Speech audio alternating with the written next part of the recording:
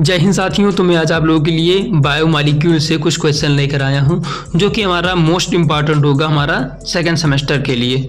ठीक है, तो चलिए सबसे पहला क्वेश्चन देख लेते हैं क्या कह रहा है। ठीक है, ध्यान से देखिए आप लोग। It is said that elemental composition of living organism and that of inanimate object like earth crust that are similar in the sense that all the major element are present in both.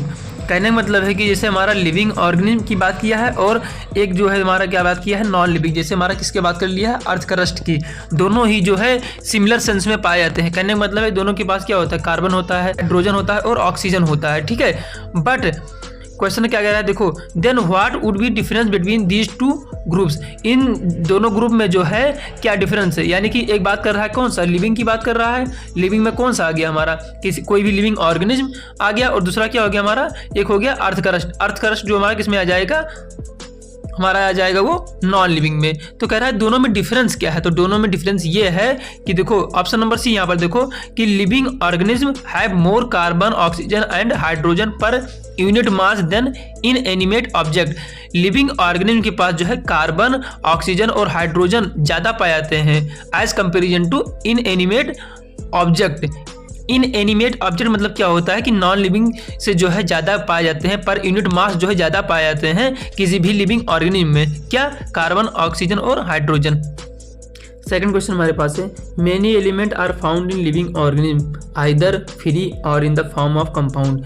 बहुत सारे element क्या होते हैं living organism में, free state में पाए जा सकते हैं या कंपाउंड के फॉर्म में पाए जा सकते हैं। One of the following is not found in the living organism. इसमें से जो है इसमें से कोई एक है जो है लिविंग ऑर्गेनिज्म में जो है नहीं पाया जाता है, तो हो जाएगा हमारा ऑप्शन नंबर ए, यानी कि सिलिकॉन जो होता है ये हमारा जो है लिविंग ऑर्गेनिज्म के अंदर जो है नहीं पाया जाता है। बल्कि वहीं पर देखिए मैग्नीशियम, तो मैग्नीशियम कहाँ पाया जाता है, देखो मैग्नीशियम हमारा कहाँ जो हेल्प करता है, मैग्नीशियम +2 आयन जो हेल्प करता है कहाँ, एसोसिएशन और डिसोसिएशन ऑफ राइबोसोम में जो है हेल्प करता है। एसोसिएशन में या डिसोसिएशन में जो है प्रकार से हेल्प करता है कौन, हमारा मैग्नीशियम आयन। ठीक है, उसी प्रकार आयरन जो होता है हमारा कहाँ पाया जाता है, आयरन हमारा पाया जाता है कहाँ पर, प्लास्टिड में पाया जाता है। ठीक है, और सोडियम जो होता है हमारा एक सोडियम पोटेशियम पंप पड़ा होगा, तो ये भी एक प्रकार से लिविंग ऑर्गेनिज्म में पाया जाता है। ठीक है, बल्कि हमारा जो होता है 3:2 का हमारे पास यहाँ होता है, ये हमारा पाया जाता है कहाँ पर, न्यूरॉन में पाया जाता है। ठीक है, सोडियम पोटेशियम न्यूरॉन में, ठीक है, वहाँ पर वर्क होता है इसका। तो आपने इन सबको देखा होगा, बट हमारा सिलिकॉन का जो अपने बॉडी में उपयोग नहीं देखा होगा। ठीक है, तो क्वेश्चन नंबर सेकंड के लिए ऑप्शन नंबर ए यहाँ पर सही हो जाएगा। नेक्स्ट क्वेश्चन देखते हैं, क्वेश्चन नंबर थर्ड हमारे पास है। देखो amino acid have both an amino group and a carboxylic group in their structure, which among the following is an amino acid के पास क्या होता है, दोनों ग्रुप पाए जाते हैं। एक होता है हमारा क्या, अमाइनो ग्रुप यानी कि NH2, एक होता है हमारा कौन सा ग्रुप, कार्बोक्सिलिक यानी COOH ग्रुप। दोनों ग्रुप पाया जाता है किसमें, किसी भी अमाइनो एसिड में। Which among the following is an amino acid, इसमें से जो है कौन सा एक अमाइनो एसिड है, तो सिंपलेस्ट अमाइनो एसिड का नाम जो है हमारे पास क्या होता है, ग्लाइसिन। तो यहाँ पर जो है ग्लाइसिन सही हो जाएगा। ठीक है, सिंपलेस्ट अमाइनो एसिड हमारा कैसा होता है, एक होता है देखो यहाँ हो गया H और यहाँ हो गया क्या, R की जगह पर H, यहाँ हो गया COOH और यहाँ पर क्या हो गया, NH2 हो गया। यही तो होता है हमारा simplest amino acid. Simplest amino acid हमारा कौन सा होता है, वो होता है हमारा ग्लाइसिन। तो इस क्वेश्चन के लिए जो है ऑप्शन नंबर 4 सही हो जाएगा। ठीक है, नेक्स्ट क्वेश्चन देखते हैं, क्वेश्चन नंबर 4 हमारे पास है, an amino acid under certain condition have both positive and negative charge simultaneously in the same molecule, such a form of amino acid is called. कहने का मतलब कोई हमारे पास अमाइनो एसिड होता है जिसके पास पॉजिटिव और नेगेटिव चार्ज दोनों होते हैं एक ही साथ, साइमल्टेनियसली मतलब कि एक ही साथ किसी भी मॉलिक्यूल में। अमाइनो एसिड को क्या कहेंगे, तो उस अमाइनो एसिड को जो है उस स्टेट को या उस फॉर्म ऑफ अमाइनो एसिड को क्या कहेंगे हम, ज्यूटर आयन कहेंगे, ज्यूटर आयनिक फॉर्म कहेंगे। ठीक है, कि उसके पास पॉजिटिव फॉर्म भी है और नेगेटिव फॉर्म भी है। ठीक है, नेक्स्ट क्वेश्चन देखते हैं, क्वेश्चन नंबर 5 हमारे पास है, which of the following sugars have the same number of carbon as present in glucose. किस के पास जो है सेम कार्बन होता है ग्लूकोज के जैसा। ग्लूकोज के पास हमारे पास जो है 6 कार्बन होता है, तो उसी प्रकार जो है फ्रुक्टोज में भी 6 कार्बन पाए जाते हैं। ठीक है, एक में होता है कौन सा ग्रुप, एक में होता है कौन सा, एक में होता है एल्डिहाइडिक ग्रुप और दूसरे में कौन सा ग्रुप होता है, कीटोनिक ग्रुप होता है। ठीक है, कीटोनिक ग्रुप पाया जाता है। ठीक है, नेक्स्ट क्वेश्चन देखते हैं। क्वेश्चन नंबर 6 हमारे पास है, N acid soluble compound found by phosphorylation of nucleoside is called. कोई एसिड सॉल्युबल कंपाउंड बना है फास्फोराइलेशन से। फास्फोराइलेशन किससे, ऑफ न्यूक्लियोसाइड से, तो उसको क्या कहेंगे हम, तो उसको कहेंगे न्यूक्लियोटाइड। ठीक है, न्यूक्लियोटाइड आपने पढ़ा होगा ना कि जो हमारा न्यूक्लियोटाइड होता है, न्यूक्लियोटाइड जो होता है हमारा किससे बना होता है, वो एक होता है क्या, शुगर होता है, शुगर प्लस क्या होगा हमारे पास नाइट्रोजनस बेसिस, और क्या हो गया हमारा फास्फेट हो गया। ठीक है, फास्फेट ग्रुप जो हमारा 6 कार्बन पर जाकर जो है अटैच होता है, फास्फेट ग्रुप। ठीक है, नेक्स्ट क्वेश्चन देखते हैं। क्वेश्चन नंबर 7 हमारे पास है, when be homogenize any tissue in any acid the acid soluble pool represent.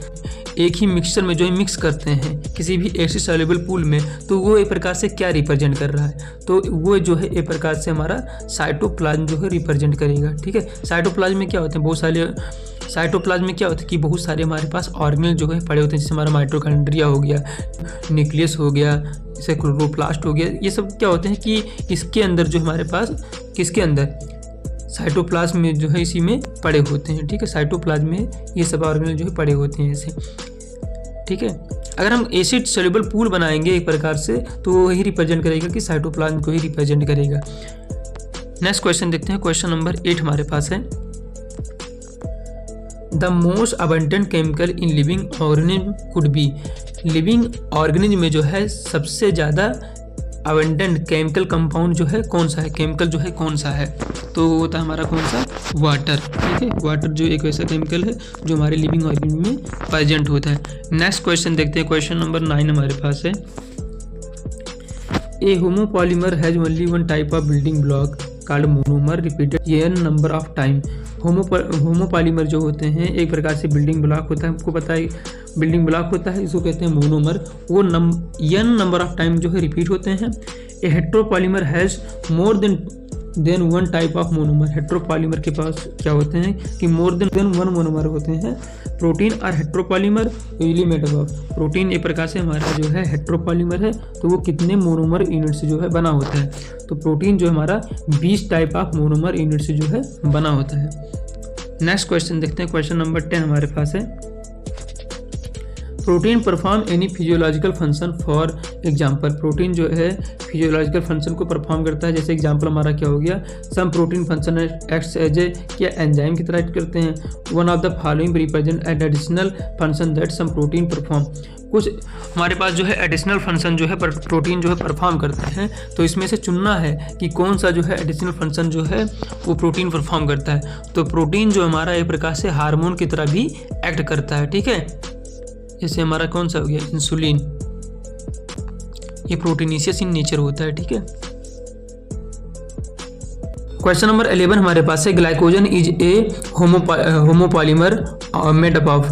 Glycogen जो है किसका होमोपॉलीमर होता है, तो ग्लाइकोजन जो होता है हमारा ग्लूकोज का होमोपॉलीमर होता है। ठीक है, नेक्स्ट क्वेश्चन देखते हैं। क्वेश्चन नंबर 12 हमारे पास है, the number of ends in glycogen molecule would be. Number of and जो है ग्लाइकोजन मॉलिक्यूल में कितने होते हैं, तो नंबर ऑफ एंड को निकालने के लिए हम क्या करेंगे, number of and equal to कितना करेंगे, n+1।